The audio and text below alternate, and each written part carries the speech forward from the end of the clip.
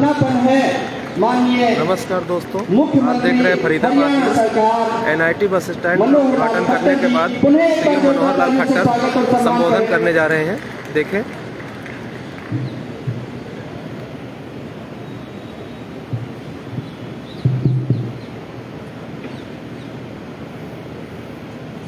भारत माता की, भारत माता की। आज के इस NIT क्षेत्र में जो नया बस स्टैंड इसका उद्घाटन हो रहा है, इस अवसर पर मंच पर विराजमान अपने परिवहन मंत्री संयोग से बल्लभगढ़ से आप विधायक हैं और ये क्षेत्र आपकी सीधी देखने में आता है मंत्री के नाते माननीय श्री मूलचंद शर्मा जी। इसी क्षेत्र में जहाँ बैठे हैं NIT क्षेत्र, वैसे नाम इस क्षेत्र का NIT है लेकिन विधानसभा का नाम बड़खल है, तो इसकी बड़खल की हमारे विधायक बहन समा त्रिपाठी, फरीदाबाद के विधायक भाई नरेंद्र गुप्ता जी, गांव के अपने विधायक भाई राजेश नागर जी, तिरपला के अपने विधायक श्री महंतपाल जी, यहाँ के अपने जिला अध्यक्ष भाई गोपाल शर्मा जी, मेरे साथ मेरे कामों में हाथ बटाने वाले ऐसे यहाँ के पूर्व जिला अध्यक्ष भी हैं भाई अजय गौड़ जी, यहाँ की पूर्व मेयर बहन Sumanwala ji, principal secretary transport department IPS Shri Navdeep ji, उपस्थित सभी अधिकारीगण, पत्रकार सहायता मित्रों, आज का ये अवसर केवल मात्र एक बस अड्डे का उद्घाटन का अवसर ऐसा नहीं है। इस अवसर पर बहुत सी पुरानी यादें जुड़ी हुई हैं। एक बहुत बड़ी लंबी इंतजार, आपकी कितनी लंबी इंतजार है ये तो मुझे पता नहीं है, लेकिन इस बस अड्डे के निर्माण की मेरी इंतजार ये 1980 की है।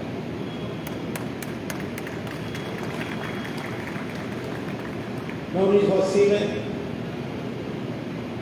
सामाजिक जीवन मैंने प्रारंभ किया तो इसी क्षेत्र से किया। मैं आज भी याद कर रहा था कि सड़कों पर कभी शुरू में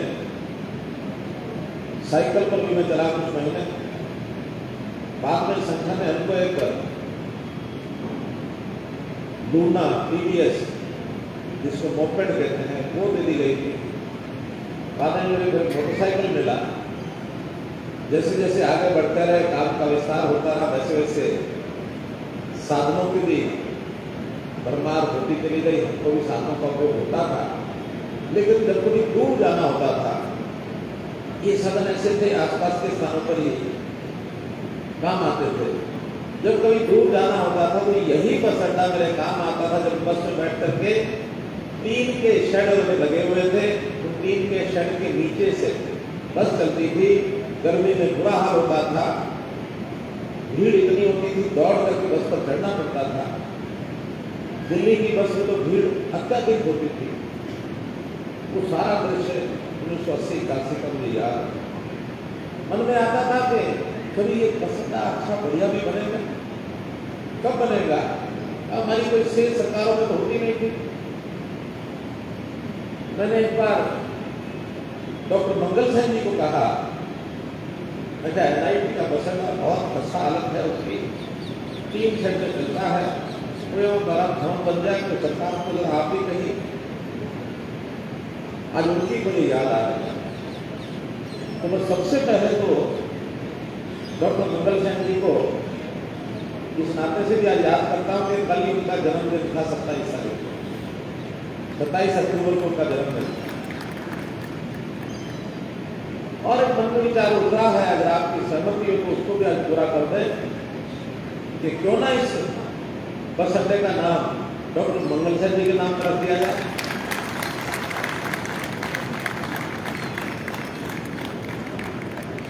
मंजूर है?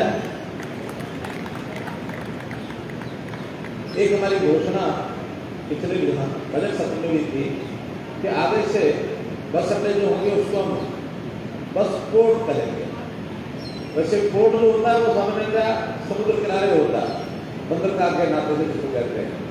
लेकिन अपने यहाँ भी जब अलग अलग इलाकों से कोई एक जगह से और वहाँ आने जाने के और इस प्रकार के ट्रांसपोर्ट के परिवहन के साधन चलते हों तो उनको भी पोर्ट कहा जाने लगा है। अभी हमने गुरुग्राम में एक 20 एकड़ जमीन हेलीपोर्ट नाम से, जहाँ हेलीकॉप्टर उतरेंगे और अलग अलग जगह जाएंगे, उसका नाम हेलीपोर्ट रखा है। तो इस बस अड्डे को भी आज से शुरू करते हैं, इसका नाम डॉक्टर मंगल सेन बस पोर्ट रखते हैं। MSBP NIT फरीदाबाद, मंगल Sen bus port NIT Faridabad. मंच पर बैठे लोग जरा फोन लगा हो गया।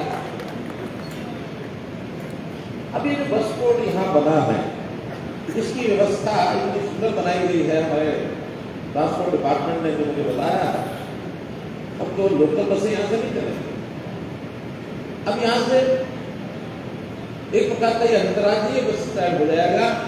8-9 प्रदेशों के लिए यहाँ से बसें जाएंगे। नहीं, दिल्ली है, चंडीगढ़ है, उत्तराखंड है, हिमाचल है, पंजाब है, फिर उत्तर प्रदेश है, मध्य प्रदेश है, राजस्थान है। इन सब स्थानों के लिए जितनी आवश्यकता होगी उतनी उतनी बसें यहाँ से चलेंगी। 17 एक प्रकार से बेच बनाई गई है यहाँ। 17 तो ऐसी जो चालू रहेगी, 3 उसके साथ ऐसी अलग से अतिरिक्त भी रखी है। मानो की अचानक जरूरत पड़ जाए तो उसको वहां से ऑपरेट किया जा सकता है। बस अड्डे पर यात्रियों के लिए या स्टाफ के लिए फूड कोर्ट्स, ये भी पर्याप्त संख्या में पर्याप्त स्थान उसका रहेगा। शॉपिंग मॉल रहेगा, मल्टीप्लेक्स रहेगा।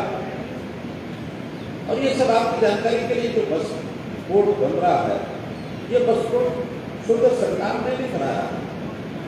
हमारा प्रयत्न ये था कि अच्छी व्यवस्था के लिए कुछ प्राइवेट पार्टनरशिप में और इस प्रकार के कुछ बस पोर्ट्स बनाए जाए।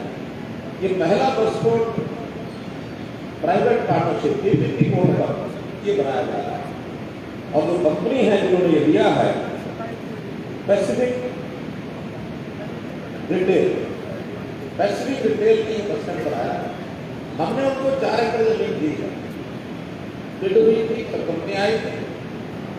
इन्होंने इसका खर्चा भी स्वयं करना है, ये तय था। सरकार को क्या देंगे, ये इसके ऊपर बिड हुई थी। 130 करोड़ रुपए का इन्होंने खर्च किया। 8 करोड़ एडवांस में सरकार को भी दे दिया है। 99 साल के लीज पर हमने जमीन उनको दी है और हर साल 3.5 करोड़ रुपया और भी हमको मिलेगा। तो जो इतनी व्यवस्था ये सरकार के लिए कर रहे हैं, तो हमारी जिम्मेदारी बनती है कि यहाँ बढ़िया से बढ़िया सर्विस जो सरकार की ओर से सहयोग होगी उनको देंगे, ताकि इसमें जिनको भी लाभ हो, जनता को भी लाभ हो, सरकार को भी लाभ हो। ये तीनों के लिए विन-विन पोजीशन है। इसलिए पहला प्रयोग यहाँ किया है और इसके बाद 5 सालों पर और भी इस प्रकार के PPP मॉडल के बस स्टैंड उनको मंजूरी हो गई है, आगे वो शुरू हो जाएगा। उसी में एक तो आपका बल्लभगढ़ का बस पोर्ट जो बनेगा, 2 गुरुग्राम में बनेंगे, एक सोनीपत में बनेगा, एक करनाल में बनेगा। ऐसे 5 बस पोर्ट और नए भी इस श्रृंखला में ये सब बनाया गया है। क्योंकि सुविधाएं अच्छी मिले।